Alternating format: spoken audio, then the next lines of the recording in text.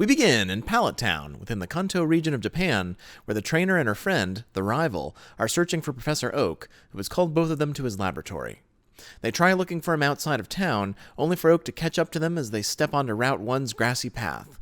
Warning them about the dangers of walking in tall grass without a Pokémon, Oak himself encounters a wild Pikachu, and the trainer catches it before Oak leads them to his laboratory, where he allows the trainer to take the Pokéball containing the Pikachu. The rival takes Eevee and challenges the trainer to a battle, after which Oak allows the two new trainers to leave for their journey across Kanto. The trainer's Pikachu breaks out of its Pokéball and starts following on foot. Stopping in Viridian City's Pokémart, the trainer finds that a package has come in for the professor, and the clerk asks that it be delivered to him. After this has been completed, the professor gives a Pokédex, or digital Pokémon encyclopedia, to both the trainer and the rival, before sending them on their way.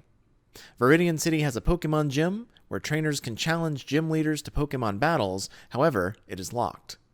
From here, the trainer has her first encounter with other trainers, on Route 2 and in Viridian Forest, and her first encounter with Brock, the rock-type gym leader of Pewter City. After his defeat, the trainer receives her first badge, signifying victory over a gym leader. Journeying along Route 3 and through Mount Moon brings the trainer face-to-face with the regional villains, Team Rocket, who are attempting to extract rare fossils from the cave. Their defeat allows the trainer to continue through the cave and obtain a fossil, which can be regenerated into a Pokémon. Before the trainer leaves the cave, she is ambushed by two Team Rocket grunts, Jesse and James, who try to take the fossil back, but fail. Continuing on to Route 4, the trainer finds herself in Cerulean City, where another gym is. This one is run by Misty, and specializes in water-type Pokémon. To the north, there are two routes leading up to the Sea Cottage of Bill, a Pokémon researcher. On the way, the trainer is confronted by a trainer who tries to persuade her to join Team Rocket. When the trainer reaches Bill's Sea Cottage and frees him of his experimental transformation into a Pokémon, he gives her a ticket for the SS Anne, a luxury ship moored in Vermilion Harbor and filled with trainers. Taking a shortcut through a house burglarized by Team Rocket, the trainer finally arrives at Route 5. After traveling down routes 5, 6, and using the underground path to bypass Saffron City, the trainer finally arrives in Vermilion City, which is home to another Pokemon gym, but the path to it is blocked by a small tree. The trainer shows the ticket to the sailor guarding the harbor, allowing entry aboard the SS Anne. After assisting the captain with his seasickness, the trainer obtains the Pokemon secret technique, Chop Down. With this, the tree blocking the way to Vermilion Gym is easily dispatched, and Lieutenant Surge, a gym leader specializing in electric types, is challenged and defeated. From here, Route 11 beckons, as does Diglett's Cave, through which is the only way to get back to Route 2, and to a second secret technique, called Light Up, held by one of Professor Oak's aides. The trainer takes a brief detour to Pewter City Museum's back entrance, which was previously blocked due to a tree that is now easily cut down, and she obtains an old amber in the museum. Heading back to Diglett's Cave and to Vermilion, the trainer must head to Cerulean and then east, onto Route 9, and towards the Rock Tunnel. Rock Tunnel, a still undeveloped natural tunnel between the sections of Route 10, is pitch black inside. For this reason, the Pokemon secret technique, Light Up, is used to assist in the navigation of it. Finally reaching Lavender Town, the only town in Kanto without a Pokemon gym besides Pallet, there is not much to do, as the local Pokemon Tower is haunted. From here, Route 8 leads to Saffron City, but it must be bypassed via another underground path, which has its other entrance on Route 7, at the west side of Saffron. Celadon City, the home to the 4th gym, which specializes in grass-type Pokemon, is just a short walk further. Like the Vermilion Gym, the Celadon Gym also has a small tree blocking the way to its entrance, and an old man outside. The Rocket Game Corner in Celadon is not what it appears to be. In fact, the Game Corner itself is merely the above-ground portion of a sprawling underground complex, the Team Rocket hideout. The trainer runs into Jesse and James for a second time and then meets the Team Rocket boss, Giovanni, who gives her a Sylph Scope after he is defeated. A Sylph Scope is required to fully navigate the haunted Pokemon Tower inside of Lavender Town that she encountered earlier. The ghosts haunting the tower are revealed to be Ghastly and Haunter Pokemon.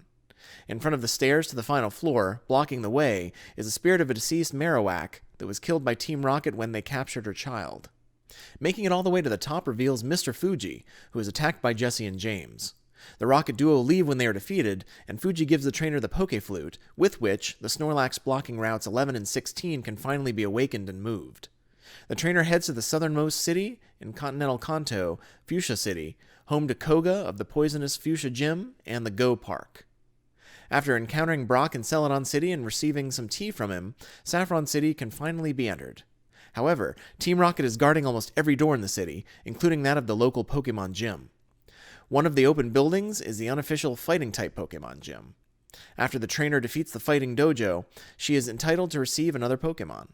The city's centerpiece building, Silphco's headquarters, has also been infiltrated by Team Rocket, and at the top, waiting in the boardroom guarded by Jesse and James, is Giovanni, demanding that the president give him the Master Ball that the company has developed. After Giovanni's defeat, he flees, Team Rocket clears out of Saffron City, and all buildings previously blocked are now open, including the gym.